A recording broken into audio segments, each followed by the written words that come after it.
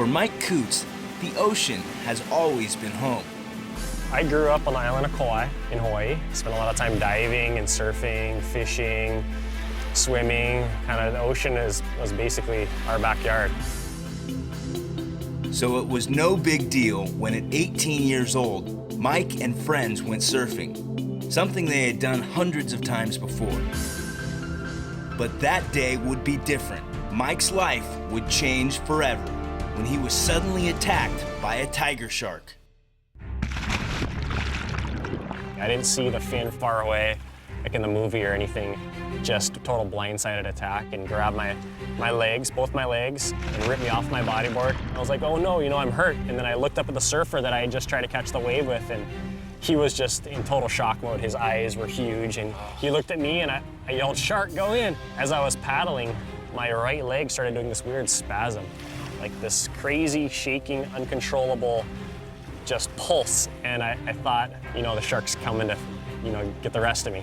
And I looked over my shoulder, and it was my leg completely severed off. I hadn't even realized that it came off. I felt no pain or anything. Perfectly amputated it. It was serrated completely off. And then right there, I was like, oh no, I'm in a bit of trouble.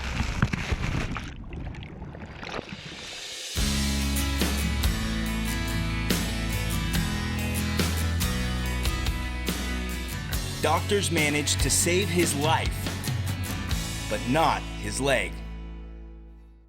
But that's not where this story ends. Fitted with a special prosthetic, Mike spent months in physical therapy and learned to walk again. But his real goal was to get back in the ocean, to surf again. You lost a limb to a shark, and yet one of your main concerns is, when can I get back in the water? Yeah, and I think that's just from growing up in Hawaii and your whole life in the ocean, and that was probably the most difficult part of the entire thing, was not being able to get back in the water, as weird as that sounds. Mike quickly learned how to adapt and is now once again an avid surfer, with only a few modifications. This was fabricated to hold my leash in here without sliding down. When I first started surfing with the prosthetic, it would slide all the way down to the foot and just really drag me underwater. So this kind of just keeps it locked in right here. Was there any fear at all? Was there any nerves at all? I know that you were going to go back in. To be honest, no. Zero. And I mean, if I were to get bit again, I'd be able to write a crazy book about it. So Mike is now back around the water almost every day surfing. He's also a world-renowned nature photographer, specializing in shots of what else? The ocean. But he has also taken on an unlikely role as a spokesman for shark conservation. And I was just absolutely blown away by the numbers of how many sharks every year are killed. Something like 70 million sharks cut for their fins. As a member of Shark Attack Survivors for Conservation, Mike has spoken to members of Congress in Washington, as well as the United Nations, working for stronger shark protection.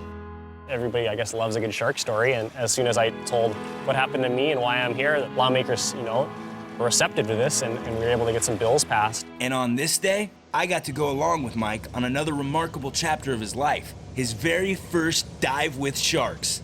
I'm very excited, to be honest. After losing my leg to a shark, I've always wanted to have an encounter where I can be, in their element and really kind of just feel the vibe of who they are. Mike is joining two other renowned shark conservationists, Ocean Ramsey and Juan Oliphant, heading for a spot in the waters off Hawaii. I'm excited. This should be fun.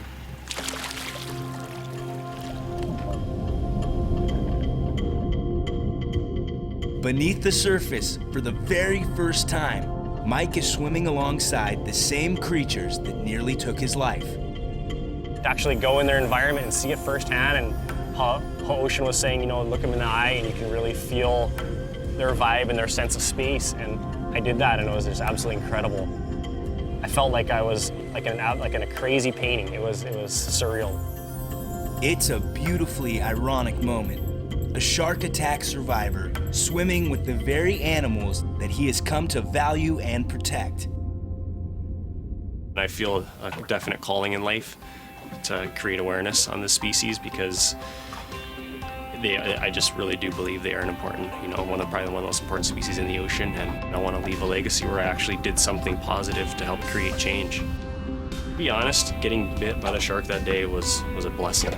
I've been able to meet wonderful people, and I've been able to help a little bit, do some things with the shark populations, and I wouldn't change a thing, to be honest.